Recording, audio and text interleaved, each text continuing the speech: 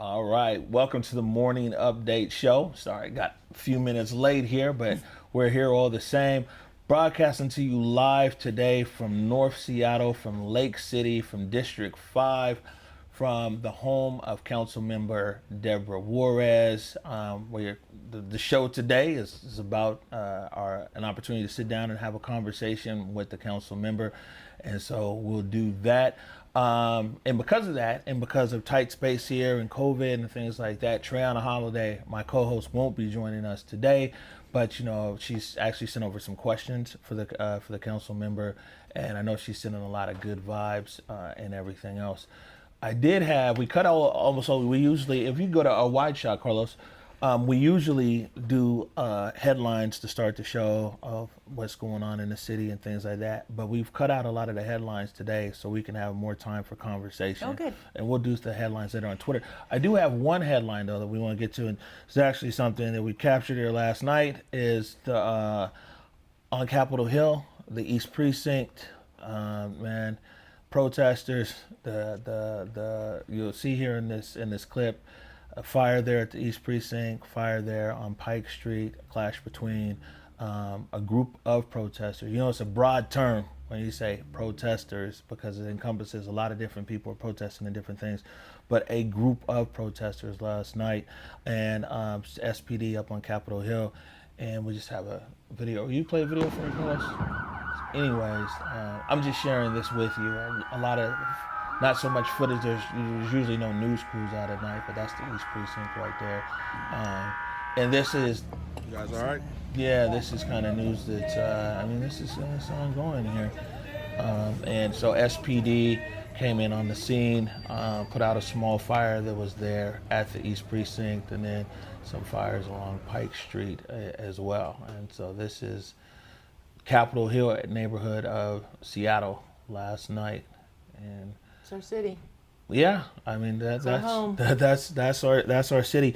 And I do have a section here in my questions about the protests, so we'll bring that up then. Okay. But this was, something that we videographers caught last night, so we're gonna put that in there in our news. In response to the Jacob Blake shooting 7 times in the back. This was a solidarity march for Kenosha, Wisconsin. Mm-hmm. Man, I got a lot of questions for you, council member.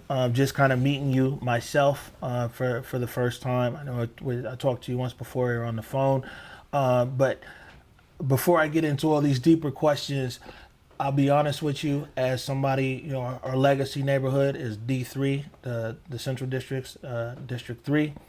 And, we know for the most part about our council member, but I wanted to give you an opportunity to kind of share with people in our home district, D3, and the rest of Seattle, and who is Deborah Juarez?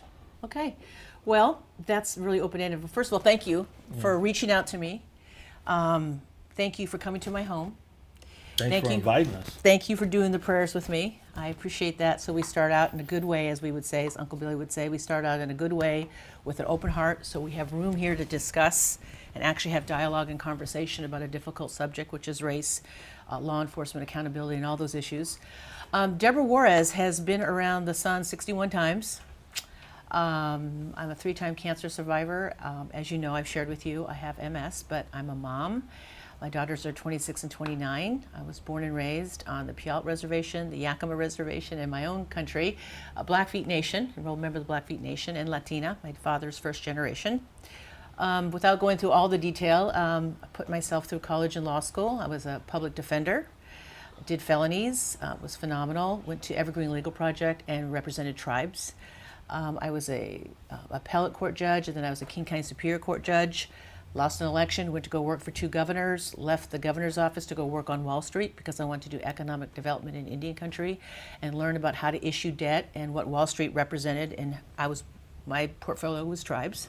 And then I found myself at a law firm being a partner and chair of the tribal practice group. And then I made a decision to run for office. That's kind of it in a nutshell, but we could, have a few more of these. Well, no. Well, it brings up an important next question for me.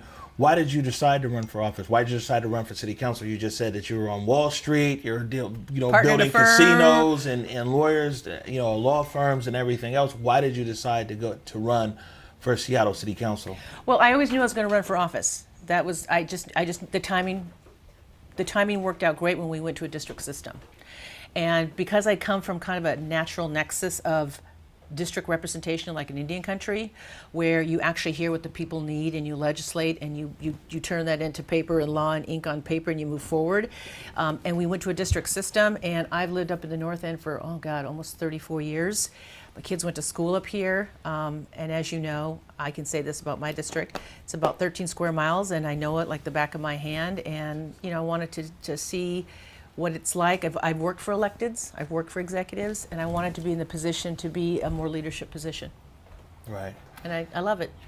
All right. So we just saw right here when we talked about what the protests happening now about Jacob Blake. I want to talk to you. What's some of your response to what you've seen? Of course, everybody knows George Floyd, and now learning Jacob Blake's name, but also Charlene Lyles. And Breonna Taylor. Breonna Taylor, and right here locally, Charlene Lyles. Charlene Actually, Lyles. I think right here, maybe in your district. Yeah, we went there after the shooting. Councilmember Johnson and I went there. And also with Mr. Taylor when the shooting happened then. And of course, all of us knew John T. Knew him and his brother, and actually bought his art and went to his funeral. That's why they say Black Lives Matter. I mean, this is what it's about. Talking about and seeing the protests, seeing the people out on the street, getting out there, and I think you and I have had this conversation. What I think about protests and activists and advocates is that, the activists really are the visionaries. They're the ones that take to the streets to tell us in a position of power and authority what we need to hear, to legislate, to make those laws, to actually hear them. And I guess when I watch our city burning and I watch what goes on, to me it's just a reflection of pain and feeling like they're not being heard. And hopefully we're going to address that and continue to address it. This isn't new. You and I have had this conversation. I've had it with a lot of people, holding Latino people that had either done their time or were found guilty. They would hold them for immigration. We continued fought against the prosecutor's office when they put together a quote-unquote a gang unit, and not putting any of this money or resources back into communities upstream so they never get in the system. I know that there's a juvenile detention center and people have really strong issues one way or another, but as someone that practiced there at juvie, the SHU was the most inhumane place to put a kid. We actually had to go down there in those padded cells and see them locked up, and that was at the height of the crack epidemic and when people were thinking that gangs were marauding everywhere. But we know then that there was racial profiling, because we used to fight with the mayor and the chief of police then, saying, if there's more than 3 black males on a corner, that doesn't make them a gang, because you're not doing that in Bellevue. Right. So I've been around the block in that area. Right. We're going to take a short break right now. We're going to jump into some of this other stuff over here. Okay. When we come back, lots of questions about what's going on at the city council and some of the decisions there. You're watching the Morning Update Show.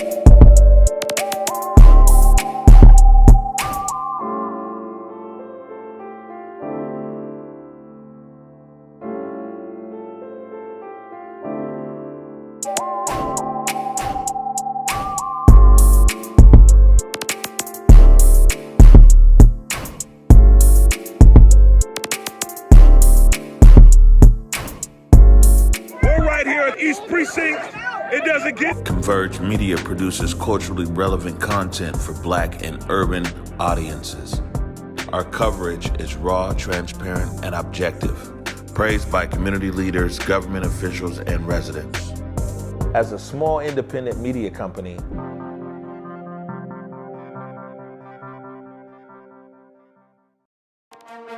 there's a lot going on. InstaFrame To work hard towards your aim? Drink water. Hydrate. Hydrate to be ready. Be hydrated. Do you want to represent your city? Now you can. The City of Seattle's Democracy Voucher Program is now open. In 2021, the mayor, city attorney, and the 2 city council at-large positions will be on the ballot. The Democracy Voucher Program has 6.8 and can serve as a barrier to entry for potential candidates.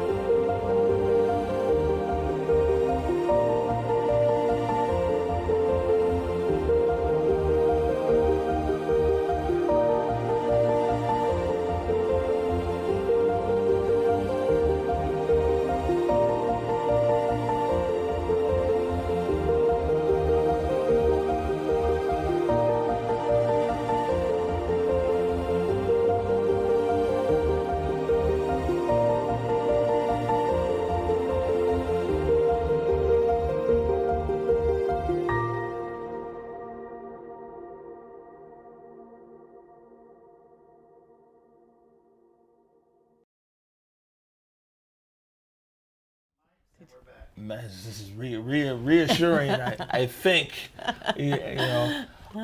we were sitting here having a discussion. I want to take visit. We're visiting. We're having a visit. We'll say that, and we're bearing through these technical issues. But the best thing is we're trying something new.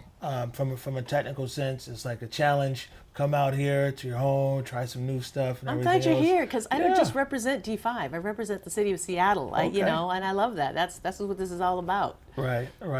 I think that what we were talking about is you were talking about your experience before, and you mentioned Young bloods out there, and I'm so proud of the activists and their voice and being heard. And we talked about activists being visionaries, about their voices. Is one thing about being older, and which I appreciate, is that I hear them. We did Daybreak Star. We did the banks of the Nisqually and the Puyallup River, a treaty right. And when you say takeover, just so you can we took elaborate. over. Well, it was Fort Lawton, and Larry Gossett was there, and Uncle Bernie White Bear, and all of them did it with Senator Claudia Kaufman. We took over when we were on the banks of the Nisqually and the Puyallup River to make sure that their treaty rights were upheld under the Treaty of Medicine Creek. When I was in high school, we took over what was first was the Indian Hospital, then it became Cascadia. We took that over, and so I've done those things. I understand that first flush, that first feeling of I'm out there, I have a voice, I'm physically matching my voice to my actions to get out there. But from a different perspective, from a Native perspective, we were talking about exercising a treaty right, a territorial right, and that's why sometimes it breaks my heart when I see buildings being burnt. I understand the anger. Maybe I'm just older now and I don't completely agree with that. But that's the part where I have to pause because there's some things that need to come down, like Confederate statutes and fake totem poles. But there's some things where you got to go that next step. And this is what I used to tell young folk. Anger is quoting Dave Chappelle, it's a hell of a drug. But it's not. It will sustain you, but it won't take you completely where you need to go. It won't get you past that tipping point. You got to take that anger, and then you get to a tipping point. Once you get past that tipping point, then it turns into action, and then you coalesce into a voice. And then you tell people like me, this is what we need. I think Decrim Seattle did that in their 13-page report, and their 4 pillars of what they want to see. Not this time, and some other groups, some of the stuff that I've seen and read and watched. So we are starting to see a narrative coalesce, hopefully out of the African American community, that's led by the African American community, that's led by the elders and led by the people that have been there, that have been successful with their voice in making change. One of the things that I find, kind of annoying, is this privilege of impatience. When I hear people scream, mainly white folk who are now woke, what do we want? We want it now. And my feeling is I kind of have this emotional response where you don't just get it now. You got to do the work, like Michelle Obama said. You got to like get in there and you got to do the work. You got to roll up your sleeve, be in those meetings, understand how you draft an ordinance, how you draft a law, how you get it through budget, and you get it on the mayor's desk, and you have them execute it. And then that's how the process works. Organizations and some of their work here. Talk to us a little bit more about how plugged in you are, especially in our community or people that you're talking to. You know, I would say, and of course, you represent the whole city, not just Absolutely. District 5. But you know, Converge and our focus right here is our community, the city as a whole too. But you know, how engaged have you been with different maybe organizations or people or listening posts? Well, from the district office and from where we sit, we've gotten and looked at and read and counted well over 30,000 emails from people just on the police accountability and what happened after May 25th, after Mr. Floyd was murdered. So we've been obviously paying attention to that. What we see in our newsletter, which we call the North Star, with well over 6,000 readers, we try to respond every week. We have a daily count of emails that come in where my staff say, okay, you got 190 emails about any particular issue. They just break it down, and then they break it down what comes out of the district. Obviously, by far, this summer has been the summer of fire, if you will, about police reform, police accountability, the protesters, the looting, Minneapolis, listening to other cities and how they want to reallocate their police force, and listening to people, cities that are doing this, struggling with it right now. So you say the word reallocate, and one of my questions here is, you say reallocations, others say defund. We had a producer out of Milwaukee over there. They say refund the community. Refund. I mean, so when you, I think there's a lot of people out there, especially on the protester side, that